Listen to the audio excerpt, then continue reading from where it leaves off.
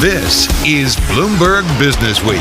Insight from the reporters and editors who bring you America's most trusted business magazine, plus global business, finance, and tech news. The Bloomberg Businessweek podcast with Carol Massar and Tim Stenovec from Bloomberg Radio.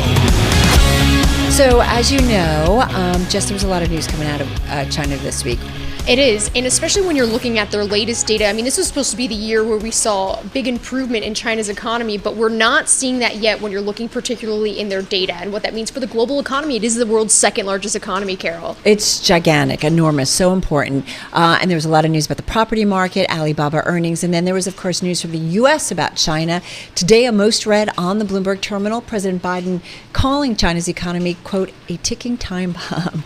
So this is kind of a little mind-blowing, since we all thought the U.S. was renewing its engagement in a positive way, fingers crossed, with China. So let's get to it with more on the Chinese economy and that difficult relationship, complex relationship between the two economic superpowers that are, for better or worse, inextricably linked. We're talking about the U.S. and China, of course. With us, Bloomberg News White House correspondent on the phone from Washington, D.C., and Bloomberg Economics chief economist Tom Orlik on Zoom in our D.C. bureau. Let me first get to President Biden, since that is top of mind, among our most read. Break it down for us right now, Jordan Fabian. What did President Biden say, and what was he thinking when he said it? So the president tends to get loose when he's talking at political fundraisers with donors, and he did just that yesterday evening in Park City.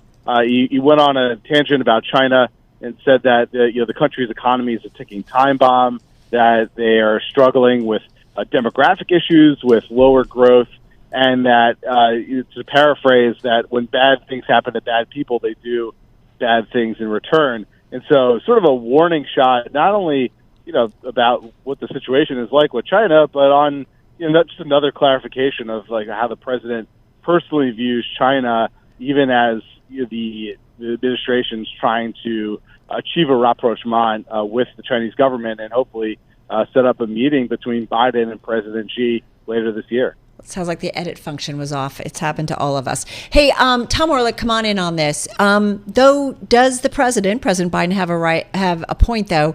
Is the Chinese economy a ticking time bomb? So President Biden is clearly correct that there are a number of really serious problems in China right now.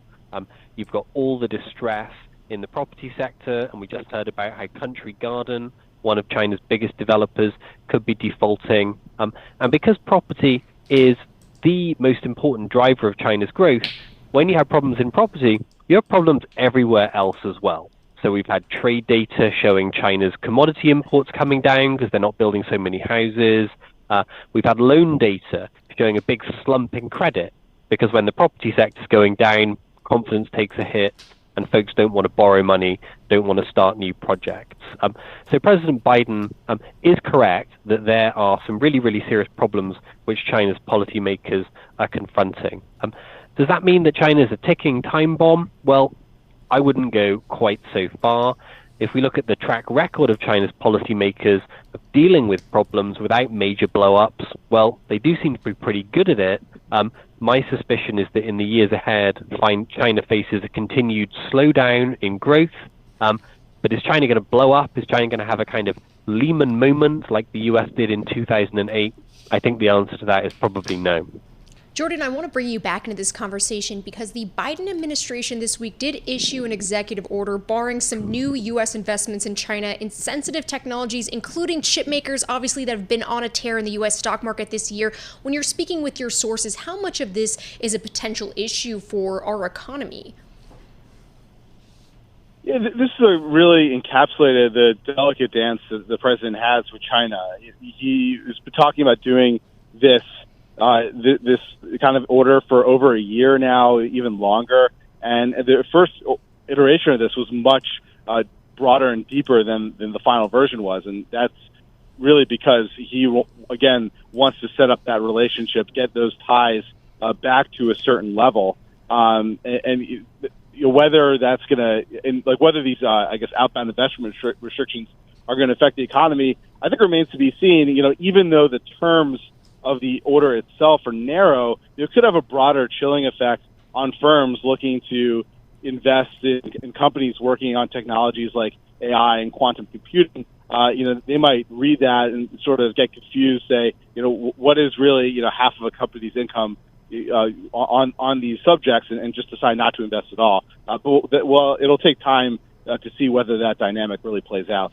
And Tom, when it comes to obviously the Federal Reserve here, is there any way that with China's growth actually slowing, does that in some ways make the Fed's job easier when it comes to the inflation fight globally? So the big issue for the Federal Reserve when it comes to China is how much is China's growth going to contribute to global inflation? Now, the fear at the start of the year was that if China came roaring back from its COVID lockdowns, what that could mean is surging commodity prices, higher oil prices, higher prices for soft commodities like soybeans, and that could give an additional impulse to inflation at exactly the moment when the Fed really didn't need an additional impulse to inflation. As it happens, China did roar back in the first quarter, but that momentum has really faded extremely quickly. If you look at the trade data, if you look at the credit data, if you look at the price data from China, it's pretty clear that the challenge for China right now is that momentum has stalled and growth is weak. And what that means is that China's not giving that impulse to global commodity prices. So the Fed's still got some work to do to bring inflation under control. But China, if anything, is going to be giving an assist on that project. We've got about a couple of minutes left, and I do wonder how the two of you think about both China and the U.S. getting lost kind of politically. We've got an upcoming presidential election, so maybe President Biden thinking about, voters and maybe what they want to hear when it comes to being tough on China. President Xi also, thinking about his own stance politically in his country at a time when probably facing more struggles than before. And I do wonder, will the political focus potentially create more problems for these two superpowers that in many ways, many would argue still need each other? And Jordan, you take that question first. Yeah, no, I think you bring up a good point, which is that the political climate in the U.S. doesn't really lend itself to some sort of broad thawing between the U.S. and China. The electorate is still pretty angry at China over its economic practices and also the COVID-19 pandemic as well. And you have the President Biden's chief rival, Donald Trump, railing against China, and that's going to put pressure on Biden to respond in kind. And so you can look at the kind of the comments that he made on Thursday night and say this is really for domestic political consumption. But also, President Biden is an old school Democrat. People like him and Chuck Schumer have long been skeptical of China. So this isn't necessarily coming from a disingenuous place, but it does show the limits of what this administration can achieve. Hey, Tom, saved you about 40 seconds. Same thing, I feel like President Xi has more pressure on him than he has in a long time. So, first of all, I completely agree with Jordan. Trump demonstrated in 2016 the salience and the resonance which the China issue has with U.S. voters. I expect him to be hitting that theme really hard on the campaign trail in the next year, and I expect Biden to be hitting the theme hard as well. The risk there is that they're buying a few more votes here in the United States at the expense of a bunch more risk in the China relationship. For President Xi, well, China doesn't have elections, but it does have politics. And a president in charge of a slumping real estate sector, don't forget that Chinese households have almost all of their wealth in real estate, has some political challenges to face. Listen, both of you wrapping up what was a full week when it comes to U.S.-China news. Guys, thank you so much. Jordan Fabian, White House correspondent, Bloomberg News on the phone in D.C. Tom Orlick, of course, chief economist at Bloomberg Economics in our D.C. bureau. Check out his column about the U.S. is wrong about China.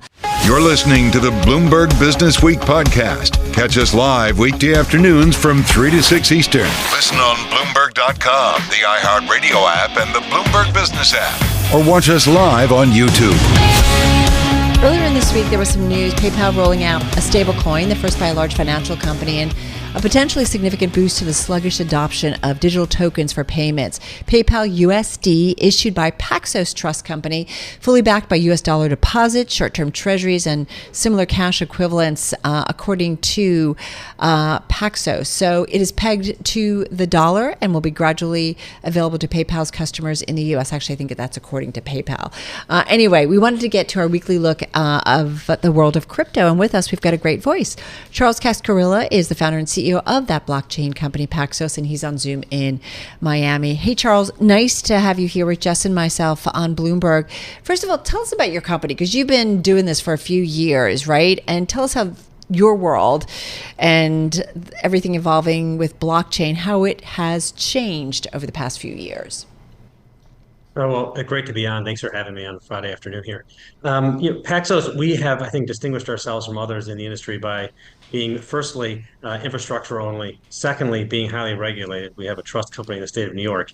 And that means that we have great customers that rely on us, PayPal amongst them, but certainly others like Interactive Brokers and Mercado Libre. Venmo also uses us. And this infrastructure role that we play is for crypto assets, but also for tokenizing real world assets, such as dollars and gold, and we've done other things as well. And so we really look at the transformation of the financial system as enabling blockchain to move assets at the speed of the internet. The economy keeps moving faster and faster, but the financial system isn't keeping up. And we can only imagine what it'll look like in 3 to 5 years, but it's going to require, I think, a totally different type of infrastructure to make that possible. Talk to us about this partnership with PayPal, because earlier this year, they initially paused the development of their stablecoin due to regulatory scrutiny. So what changed and allowed this partnership to go through? Well, I think there was a lot of things that happened in the industry, and it was a really difficult time. We had the FTX failure, amongst other things. We had different types of regulatory questions that were raised around the entire industry. And I think as time has gone by, what you've been able to see is that there's a way to be able to operate in the industry. And I think that's with regulation, which is exactly how we've always operated. And, I think that it's exciting to see us move past where we were for the industry over the last 6 or 9 or 12 months into, I think, a new phase. If you look at it, when PayPal launched crypto, and that was during the last crypto winter, they launched crypto, buy, sell, and hold. That was the biggest thing that happened in crypto. And I think just like then, PayPal launching a regulated stablecoin is the biggest thing to happen in crypto and blockchain. And it can fundamentally really shift how the whole economy works and how payments work for everyday people. Do you feel like, though, that you mentioned all the crypto winter, right? That really just brought everything to a halt. And interesting on a day when we've got some news on Sam Bankman-Fried and FTX, or Sam Bankman-Fried specifically. But what's interesting is I always think about Charles, stablecoins, not always so stable. And we saw that with Terra USD in May of last year. So what makes this one different and stable? And can stablecoins ultimately really function as money? Yeah, well, I think, there are different ways to create payment assets. And if you want a US dollar payment asset, it has to be US dollars. And what you saw in a lot of cases is people were saying something was a US dollar payment asset, but it wasn't. So maybe it was backed by nothing like Terra, or maybe it was backed by a lot of other types of assets that weren't just dollars. We do it in a very specific way at Paxos, and it's because we have a primary regulator. We do it in a bankruptcy protected way using a trust company. If Paxos fails, all of our client assets are there. Those are really important protections. And what we do is we basically put it in US dollars, T-bills and cash equivalents that mature in less than 3 months. That means anytime someone comes, they can come redeem for $1. And that type of protection is what gives someone the confidence that it's always going to be worth $1. It always has been at Paxos. We've met every single redemption that anyone has ever come to our company for, and we'll continue to be able to do that. But you have to construct it in the right way with the right type of oversight in order to have the right types of consumer protections. And I think PayPal, ultimately, they're the gold standard. Everyone knows PayPal. Everyone knows they do things the right way. They've engaged with regulators. They've been very, very thoughtful about this.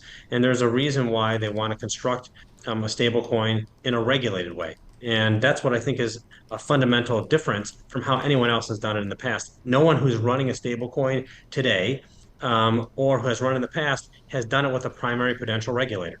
Well, U.S. regulators have been worried when we're talking about stablecoins and financial stability and how they are backed by commercial paper. So how do you make sure your customers' money is safe? Yes. I mean, look, commercial paper is not a dollar. It's pretty close, but it's not. A dollar is really a liability of the U.S. government, and you want it to be one that matures in a very, very short period of time. So that's how we do it. We buy T-bills that mature in under 3 months. We put it in cash and equivalents. We make sure that if it's a repo, it's over collateralized by U.S. Treasuries, and it's one day repo. So this is very, very liquid as you can get, and as safe as you can possibly get. And we hold it in a trust company. So the money is always segmented. If something happens and Paxos was to fail, the client assets could be immediately returned to each of our customers. So who's the That's just a big primary difference. regulator then? It's the New York Department of Financial Services. And by the way, they oversee so many sophisticated institutions, from Bank of New York to Goldman Sachs to the Depository Trust Company, which is one of the biggest custodians in the whole world. So this is a very credible regulator. They have set the groundwork. It is very much the gold standard for crypto and for stablecoin issuance. So whenever you say yours is regulated and others are not, how is it different for the other players in that space? So what's important is, firstly, we're operating from our trust company, which is a regulated entity. It's actually the same thing as a bank. It's organized under New York banking law, but it's actually safer than a bank because we don't make loans. So all the assets just sit there in trust. And then secondly, we have a primary oversight function from New York. And what that means is everything that we do, not just the issuance, but all company activities are overseen by our regulator. And so that's much, much different than, say, money transmission licenses, where, of course, there's creating some oversight, but it's just on a state-by-state basis, and you're really overseeing the way you're interacting with customers in that state, as opposed to how the product is created and how the product is overseen. That's what makes it significantly different to have a primary prudential regulator, which, by the way, is very much in keeping with the legislation that just passed through the House Financial Services Committee. I guess it was almost 2 weeks ago now. So help me out here, because in our reporting with this PayPal news, our team putting out how back in February, the New York State Department of Financial Services said it had directed your company to stop issuing a stablecoin branded by Binance. It was known as, I think, BUSD. And the regulator here in New York saying at the time that its decision was a result of, quote, several unresolved issues related to Paxos's oversight of its relationship with Binance. And I think one of the things, and I'm not saying apples to apples, but I think with FTX we realized, that there were too many things going on and too many entities and the relationships weren't clear. Your comment to that, and just got about 40 seconds here. Yeah, I mean, I think the way you should really understand Paxos is that we are an infrastructure provider of regulated products. And we create white label products where other people's brands might be on them. For instance, in this case, PayPal. In that case, it was Binance. And, when you have that going on, there can sometimes be confusion, which we really work very, very hard to try and avoid. And I think clearly in the case of PayPal here, it's really clear how our relationships are working together, what we're trying to achieve. And what we're trying to make sure happens here is that you have a whole new way for payments to be able to move at the speed of the internet, yet at the same time have regulatory oversight. But safe to say, regulatory oversight, transparency, all of these are key in order for this really to work, because we've seen the problems. Just quickly. I'll be honest, we want more regulation. We're excited for more regulation. We think there really is no place for unregulated stablecoins. Yep. You're not going to be able to get wide-scale adoption without it. Well, so glad we got some time with you and look forward to checking in with you again in the future. Charles Cascarilla, he is the founder and CEO of the blockchain company Paxos, joining us on Zoom in Miami. You're listening to the Bloomberg Businessweek podcast. Catch us live weekday afternoons from 3 to 6 Eastern on Bloomberg Radio, the Bloomberg Business app, and YouTube. You can also listen live on Amazon Alexa from our flagship New York station. Just say, Alexa, play Bloomberg 1130. I don't know if you saw this, Jess, but earlier in the week, Bloomberg's Joe Constance writing in the WorkShift weekly newsletter about how almost exactly 1 year since quiet quitting took over the news cycle, there's a new workplace catchphrase that's entered the corporate lexicon, and it is called lazy girl jobs. Have you heard about this? I've heard a little bit about this, and I feel like it's definitely beyond the trend because of pandemic and especially the younger generation, right? It's just like your job, right? Low stress. Oh, Low effort course. roles, pay decently well. And they allow a lot of freedom and flexibility. Yeah. Yeah. Okay. She's not going to say anything. Anyway, let's talk about it because it is the new it work trend. Back with us is Catherine Minshew. She's founder and CEO of The Muse. She's on Zoom in New York City. Hey, Catherine, good to have you here with us. It is interesting how we keep going post-pandemic, how we describe kind of the work world. Talk to us about lazy girl jobs. I kind of am a little taken aback. Maybe it's because I just saw the Barbie movie and I'm not loving this. But anyway, tell me about lazy girl jobs, what exactly you're seeing and what it's all about.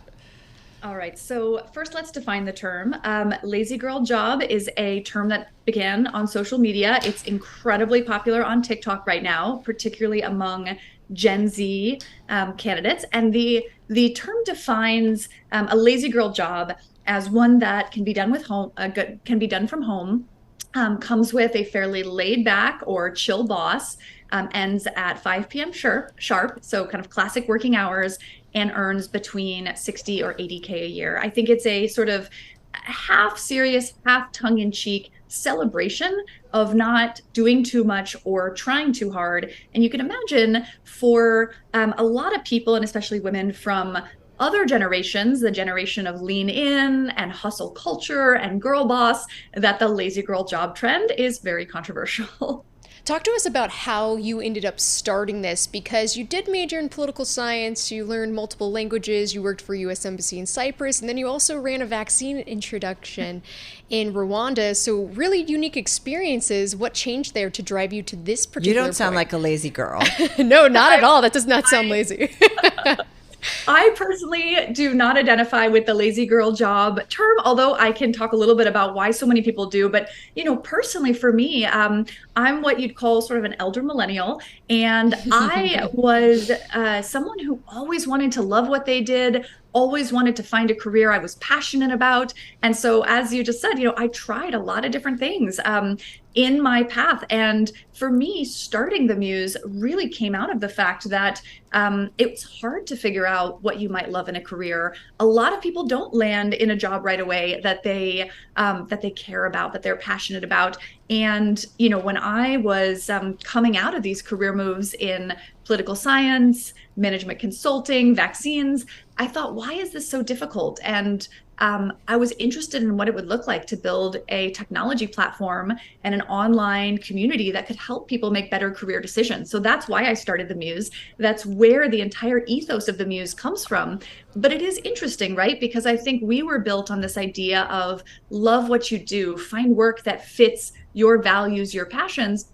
And there's obviously a lot of trends right now, quiet quitting, lazy girl jobs, which is a little bit of in some ways an alternative. And it's people saying, well, maybe I don't want to work that hard or care that much. It's a really interesting time in the workforce. All right. So Catherine, on your job placement platform that you have created and worked really hard to get there, I'm sure there's tons of jobs that say lazy girl wanted in my office. I mean, help me out here. Is it like being reflected in what employers are looking for?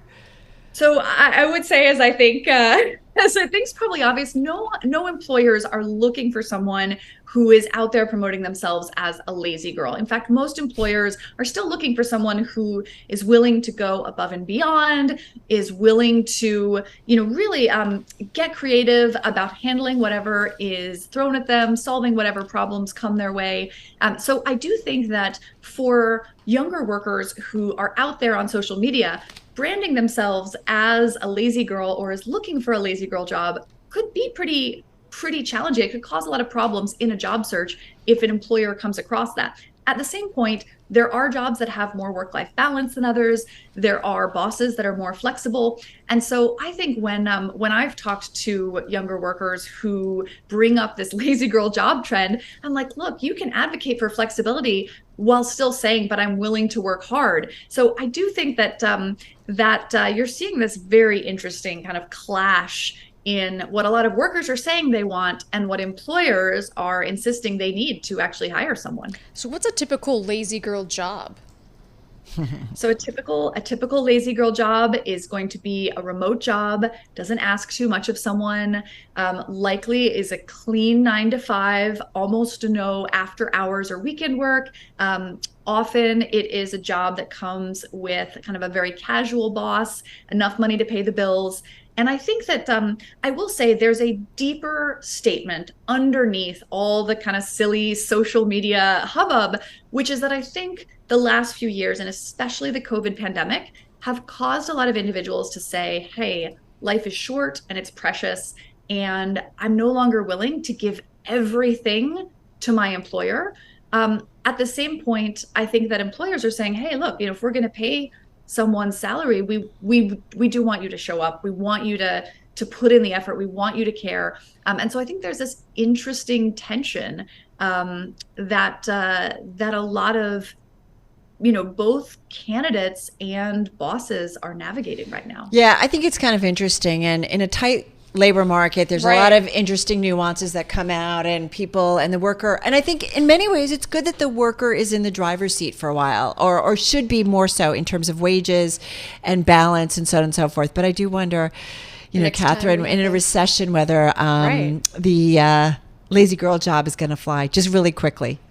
No, I'm right there with you. I think in a recession, it is not something I would recommend that a worker raise their hand and say, I'm lazy. I want a lazy girl job, even though I'm also right there with you about some of the underlying shifts in the balance of power. Well, she's never lazy. Catherine, thank you so much. Catherine Minshew, founder and CEO of The Muse on Zoom in New York City.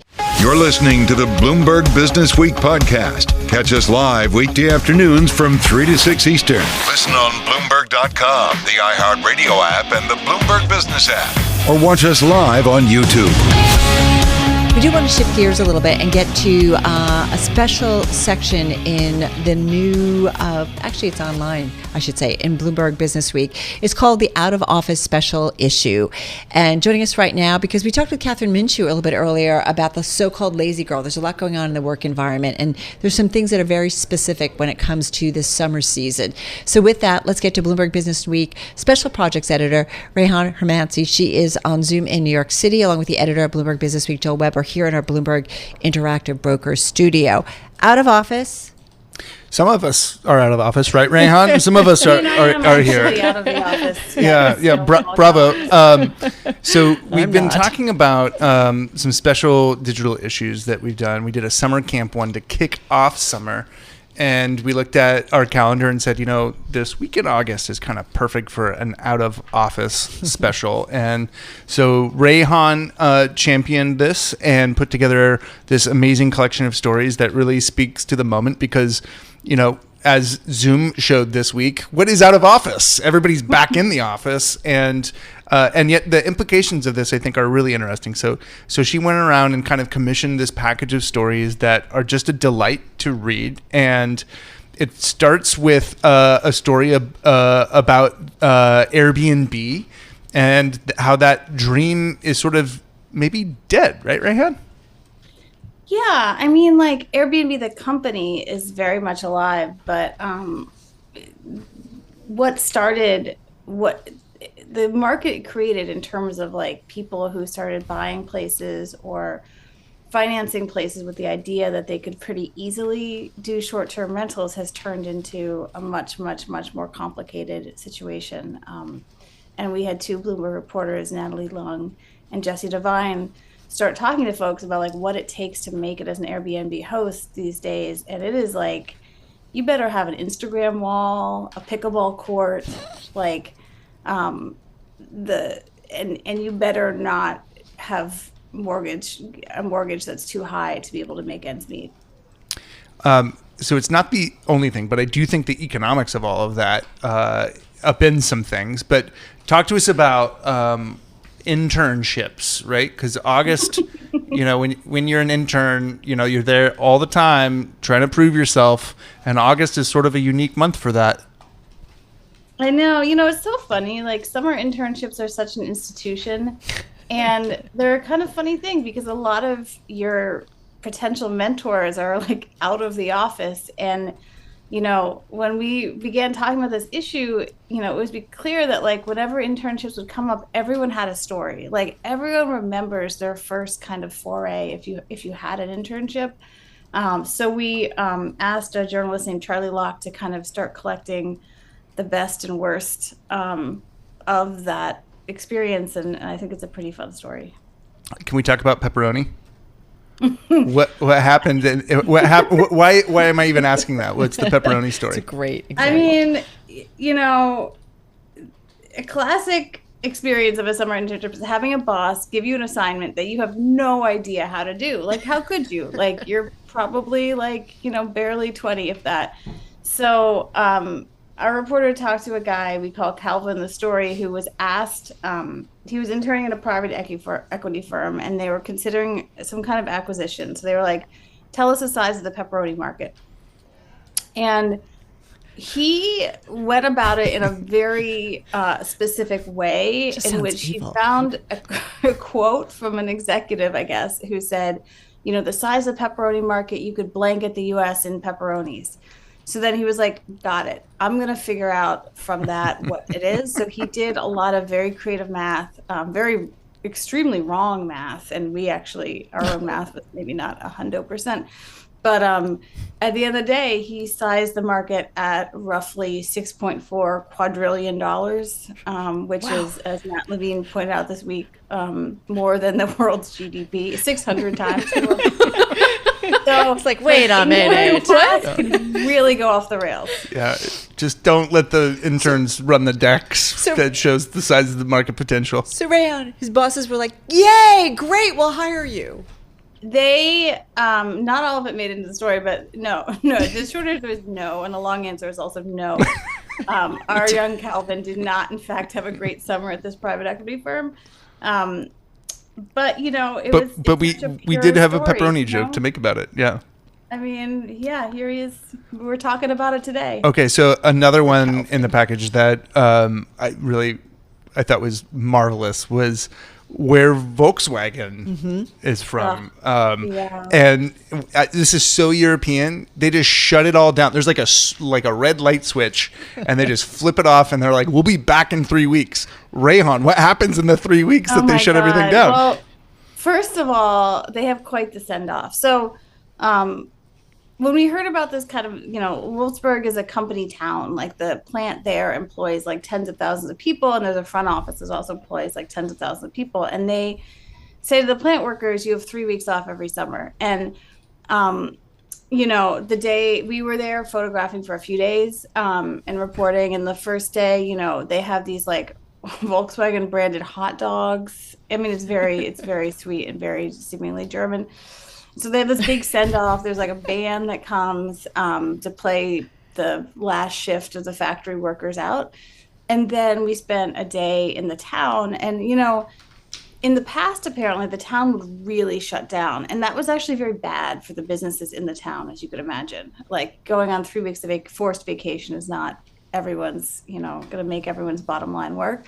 So the town has actually done a lot of work to make, like, events happen to encourage some like staycations within Wolfsburg, but it's just it's just like charming. It is just charming, and hats off to the car maker. Like, giving 3 weeks off in the middle of the summer is kind of a great thing to do. Yeah, but if you're looking for a restaurant to eat, I mean, is there even a place you can go, or is it like everything's just shut down?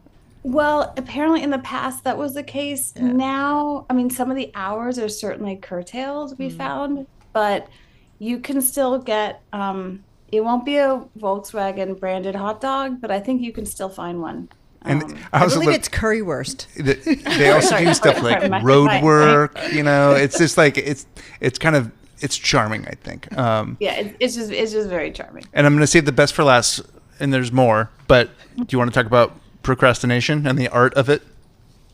Yeah. So, you see what I did there? I put procrastination last. Very nice, Tom. I just want to be very overt. Nice. Nice touch there. It's like, kids, wake up. Look at what I just did. Go ahead, take it away.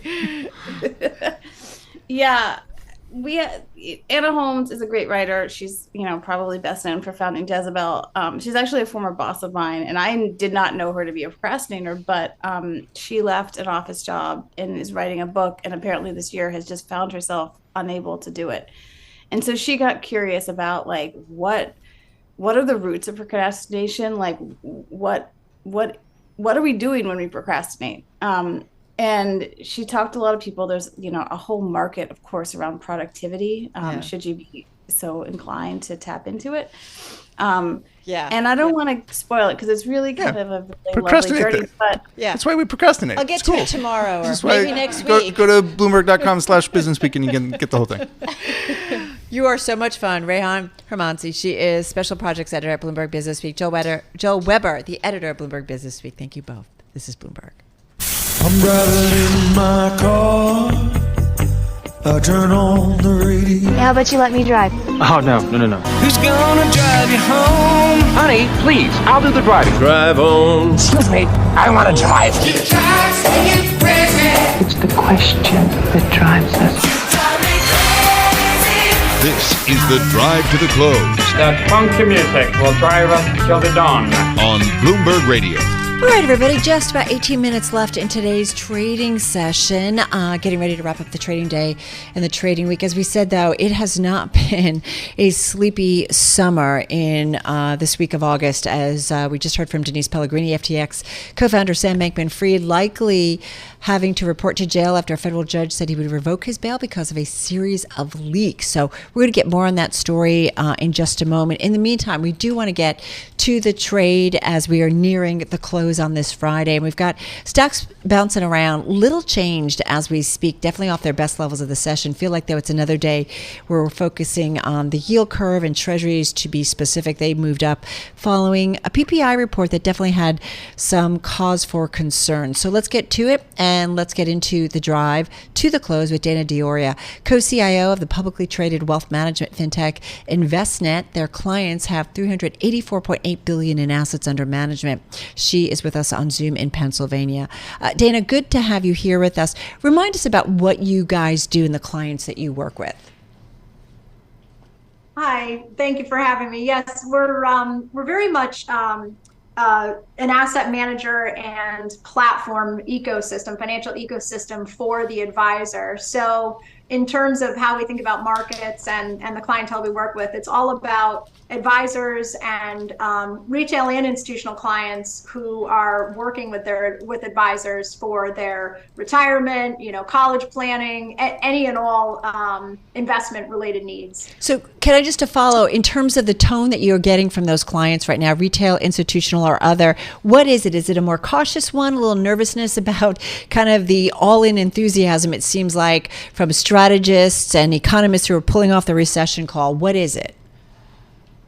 It's interesting because we started the year with sort of, this kind of broad-based concern about recession coming, a lot of, expectation that maybe mid to second half of the year. And of course, that didn't materialize. And by the way, also a lot of movement, as we all know, into cash, money market, fixed income type instruments, a lot of the asset managers. We work with hundreds and hundreds of asset managers, a lot of interest in fixed income.